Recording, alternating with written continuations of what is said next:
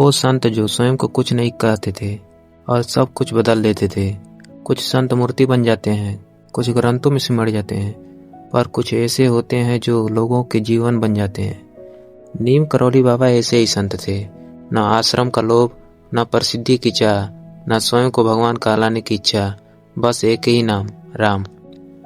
उत्तर प्रदेश के अकबरपुर गांव में एक ब्राह्मण परिवार में बालक जन्म लेता है। नाम रखा जाता है लक्ष्मी नारायण शर्मा। पर यह बच्चा सामान्य नहीं था।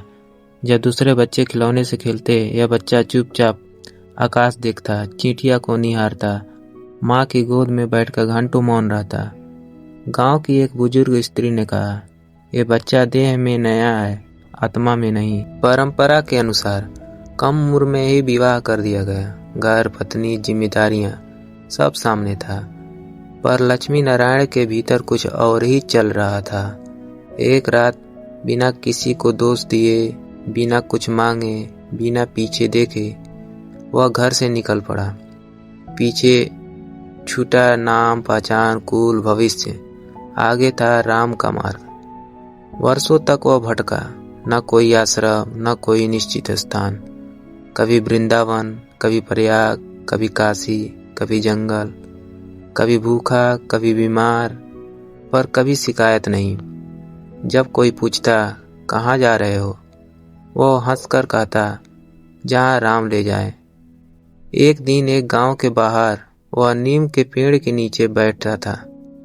शरीर पर साधारण वस्त्र, चेहरे पर शांति। गांव में जमींदार ने देखा और क्रोध में बोला, यह फकीर हमारे गांव का माहौल खराब करेगा। उसने बाबा को धक्का दिया। लोगों ने देखा, बाबा गिरे नहीं, बस मुस्कुराए। उस रात गांव में मवेशी बीमार, घरों में अशांति, नींद किसी को नहीं। सुबह जमींदार बाबा के चरणों में गिर गया। यहीं से नाम पड़ा नीम करौली बाबा। एक किस्सा आता है उनका कि वो ट्रेन में बैठे थे। किसी ने कहा, जिस साधु को उतारा था उसे बुलाओ। बाबा आए, चुपचाप बैठे। ट्रेन चल पड़ी। टीटी कांपते हुए बोला, आप कौन हैं? बाबा बोले, जो तुम हो वही मैं हूँ। नीम करौली बाबा कभी धर्म की बहस नहीं करते थे। उनका धर्म था भूखे को खाना, रोते को गले लगाना, गिरते को उठाना। वो कहते थे, अगर राम को पाना है तो पहले इंसान बनो। उनके पास अमीर आया, गरीब आया, चोर आया, पापी आया, बाबा ने किसी को नहीं भगाया। 1960 या 70 के दशक में अमेरिका और यूरोप से युवा आए। रामदास ने पूछा, क्या आप भगवान हैं? बाबा जोर से हंसे। अगर मैं भगवान होता तो तुम्हें मुझसे प्यार करने की जरूरत नहीं होती। स्टीव बाप कैंची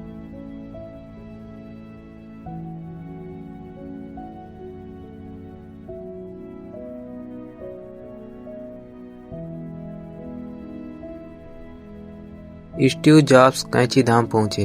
बाबा ने उन्हें देखा और कहा, अभी नहीं, पहले सीखो। वही यात्रा जॉब्स के जीवन की दिशा बदल गई।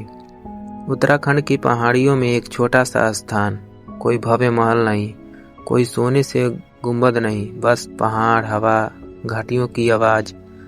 बाबा कहते हैं, यहाँ मार आती है, मैं तो बस सफाई करता हूँ। आज भी लाखों लोग वहाँ जाते हैं और बिना मांगे कुछ छोड़कर लौटते हैं। 1973 में बाबा ने देह त्यागी, पर भक्तों ने कहा, बाबा गए नहीं, उन्होंने बस रूप बदला। आज भी दुर्घटना में बचा व्यक्ति, टूटे मन वाला इंसान, रास्ता भटका युवा कहता है, बाबा ने संभाल लिया। नीम करौली बाबा हमें यह नहीं सिखाते कि चमत्कार कैसे करें, सिद्धि कैसे पाएं, और सिखाते हैं प्रेम इतना करो कि ईश्वर को आना पड़े।